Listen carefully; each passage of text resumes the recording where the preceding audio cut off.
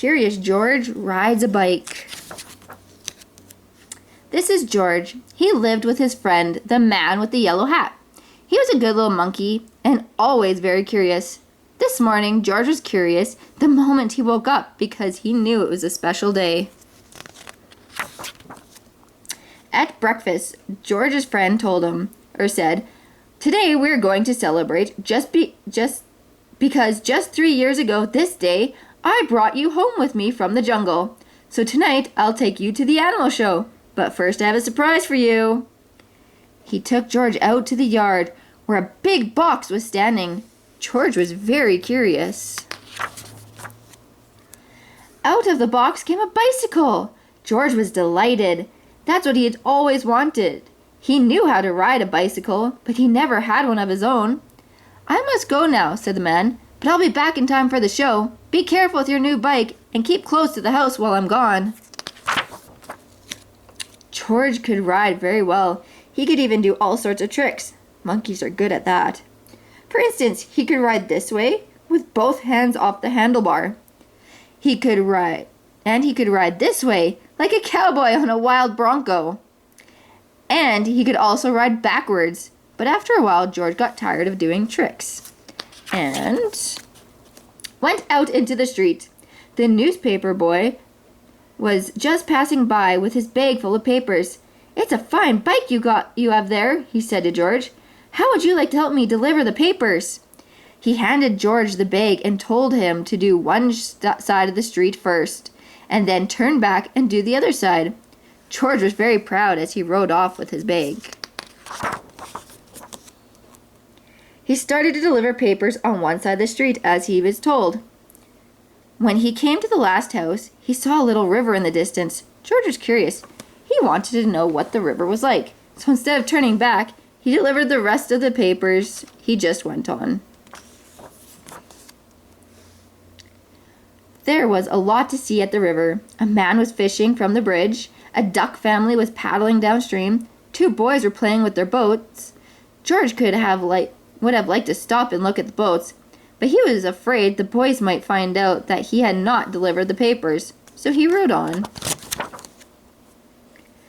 While riding along, George kept thinking of the boats all the time. It would be such fun to have a boat, but how could he get one? He thought and thought. Then he had an idea. He got off his bicycle, took a newspaper out of the bag, and began to fold it. First, he folded down the corners like this. Then he folded both edges up. He brought the ends together and flattened it sideways. Then he turned one corner up, then the other one. Again brought both ends together and flattened it sideways. Then gently he pulled the ends open, and there was his boat. Now the moment had come to launch the boat. Would it float? It did! George decided to make some more boats. Finally, he had used up all the papers and had made so many boats that he could not count them. A whole fleet. Watching this fleet sailing down the river, George felt like an admiral. But watching his fleet, he forgot to watch where he was going. Suddenly, there was a terrible jolt. The bicycle hit a rock, and George flew off the seat, head first.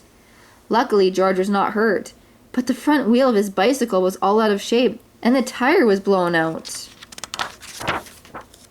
George tried to ride the bicycle, but of course it wouldn't go. So he started carrying it, but it soon got too heavy. George did not know what to do. His new bike was spoiled. The newspapers were gone. He wished he had listened to his friend and kept close to the house. Now he just stood there and cried. Suddenly his face brightened. Why, he had forgotten that he could ride on one wheel. He tried it, and it worked.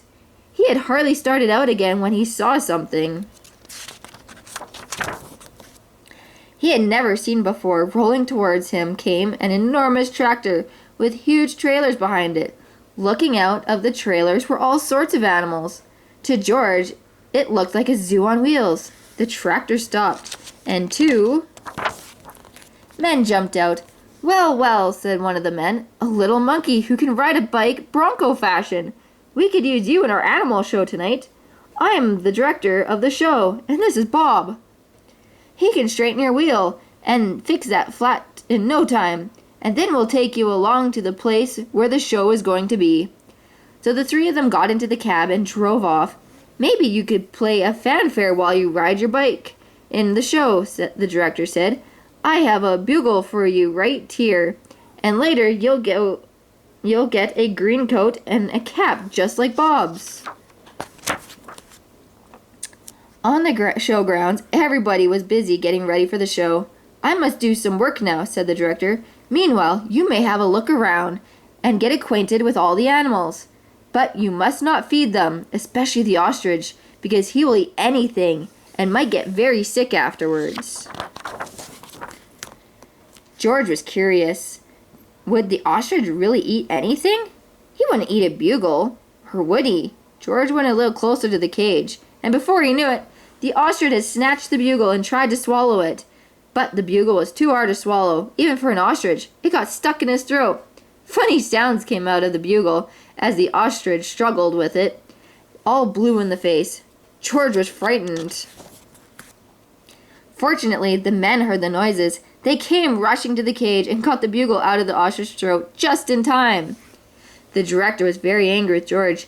We cannot use little monkeys who don't do as they are told, he said. Of course you cannot take part in the show now. We will have to send you home. George had to sit on a bench all by himself. Nobody even looked at him. He was terribly sorry for what he had done, but now it's too late. He had spoiled everything. Meanwhile, the ostrich, always hungry, had got a hold of a string dangling near his cage. This happened to be a string which held the door to the cage of a baby bear. As the ostrich nibbled at it, the door opened, and the baby bear got out. He ran away as fast as he could and made straight for a high tree near the camp. Nobody had seen it but George, and George was not supposed to leave the bench. But this was an emergency, so he jumped up, grabbed the bugle, and blew as loud as he could.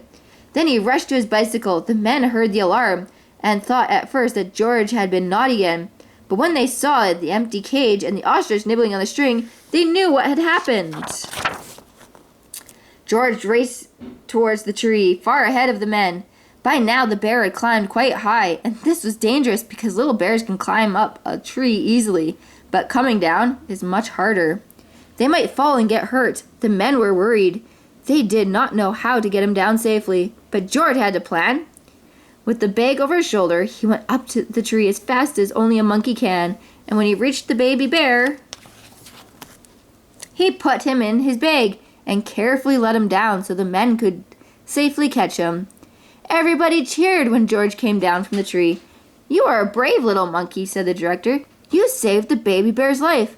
Now you'll get your coat back, and of course you may ride your bike and play the bugle in the show.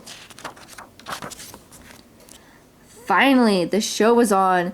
The whole town had come to see it, and how surprised they were to discover George on his bike, right in the middle of it. The newsboy was there too, and also the man with the yellow hat, who had been looking for George everywhere and was happy to have found him at last. The newsboy was glad to have his bag again, and the people from the other side of the street whose paper George had made into boats were not angry with him anymore. When the time had come for George to say goodbye, the director let him keep the coat and the cap and the bugle, and then George and his friend got into the car and went home.